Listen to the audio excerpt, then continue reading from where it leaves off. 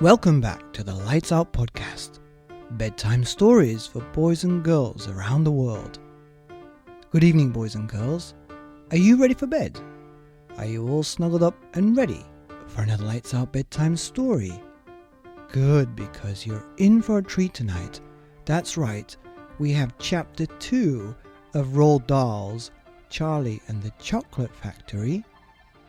And tonight's chapter is called Mr. Willy Wonka's Factory.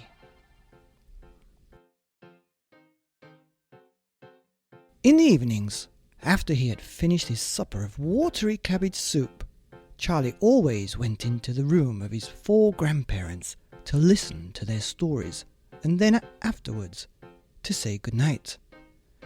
Every one of these old people was over 90. They were as shriveled as prunes and as bony as skeletons. And throughout the day, until Charlie made his appearance, they lay huddled in their one bed, 2 at either end, with nightcaps to keep their heads warm, dozing the time away with nothing to do.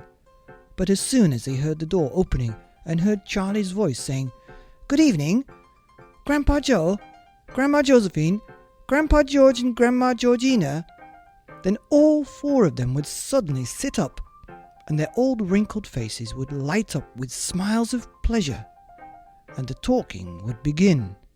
For they loved this little boy. He was the only bright thing in their lives, and his evening visits were something that they looked forward to all day long. Often, Charlie's mother and father would come in as well, and stand by the door, listening to the stories that the old people told, and thus, for perhaps half an hour every night, this room would become a happy place, and the whole family would forget that it was hungry and poor. One evening, when Charlie went in to see his grandparents, he said to them, "Is it really true that Wonka's chocolate factory is the biggest in the world?" "True?" cried all 4 of them at once. "Of course it's true! Good heavens! Didn't you know that? It's about 50 times as big as any other." "And is Mr. Willy Wonka really the cleverest chocolate maker in the world?" "My dear boy," said Grandpa Joe, raising himself a little higher on his pillow, "Mr. Willy Wonka is the most amazing, the most fantastic, the most extraordinary chocolate maker the world has ever seen. I thought everybody knew that." "I knew he was famous, Grandpa Joe, and I knew he was very clever." "Clever?" cried the old man. "He's more than that. He's a magician with chocolate. He can make anything he wants. Isn't that a fact, my dears?"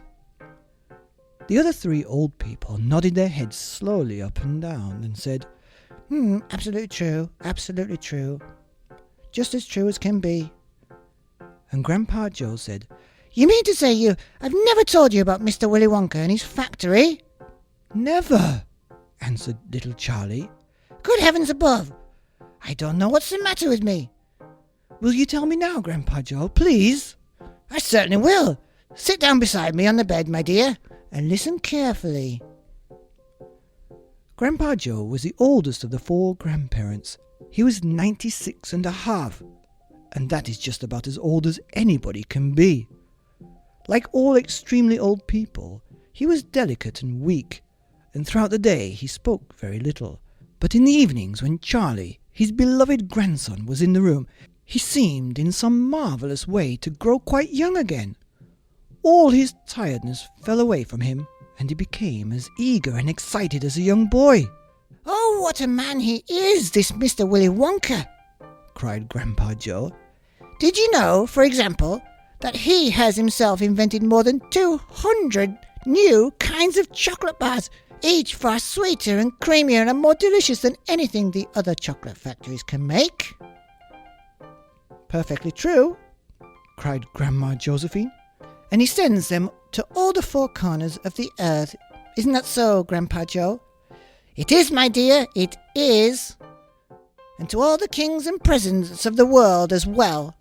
But it isn't only chocolate bars he makes. Oh, dear me, no! He has some really fantastic inventions up his sleeve, Mr. Willy Wonka has. Did you know that he's invented a way of making chocolate ice cream so it stays cold for hours and hours without being in the refrigerator? You can even leave it lying in the sun all morning on a hot day and it won't go runny.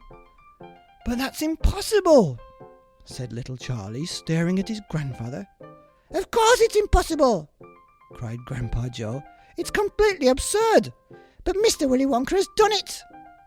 Quite right, the others agreed, nodding their heads. Mr. Wonka has done it. And then again, Grandpa Joe went on speaking very slowly now, so that Charlie wouldn't miss a word.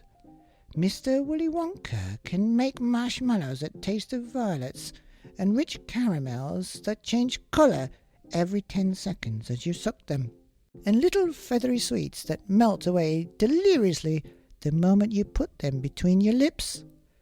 He can make chewing gum that never loses its taste, and sugar balloons that you can blow up to enormous sizes before you pop them with a pin and gobble them up. And by the most secret method, he can make lovely blue birds' eggs with black spots on them, and when you put one of these in your mouth, it gradually gets smaller and smaller until suddenly there's nothing left except a tiny little pink sugary baby bird sitting on the tip of your tongue. Grandpa Joe paused and ran the point of his tongue slowly over his lips. It makes my mouth water just thinking about it, he said. Mine too, said little Charlie, but please go on. While they were talking, Mr. and Mrs. Bucket, Charlie's mother and father, had come quietly into the room, and now both of them were standing just inside the door listening. Tell Charlie about that crazy Indian prince, said Grandma Josephine. He'd like to hear that. You mean Prince Pondicherry? Said Grandpa Joe, and he began chuckling with laughter. Completely dotty, said Grandpa George. But very rich, said Grandma Georgina. What did he do? Asked Charlie eagerly. Listen, said Grandpa Joe, and I'll tell you.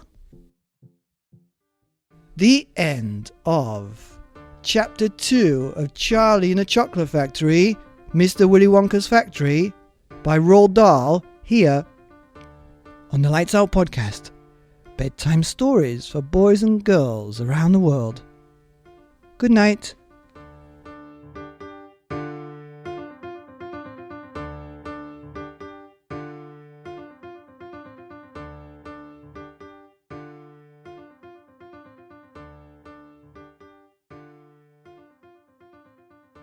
But he knew he seemed in some way marvelous. Oh, what a man he is, Mr. Willy Wonka. Each with a different centre, each far sweeter and creamier and more delicious than any. And he sends. Mama. Oh, dear me, no. He has some really fantastic inventions up his sleeve. Mr. Willy Wonka. Oh, dear me, no. He has some really fantastic inventions up his sleeve.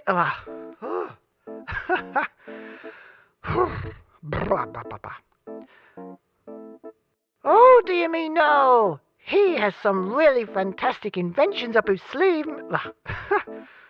Take 5. And by a most secret method, he can make lovely blue bird eggs which plop. Mine too. What did he do? Asked George.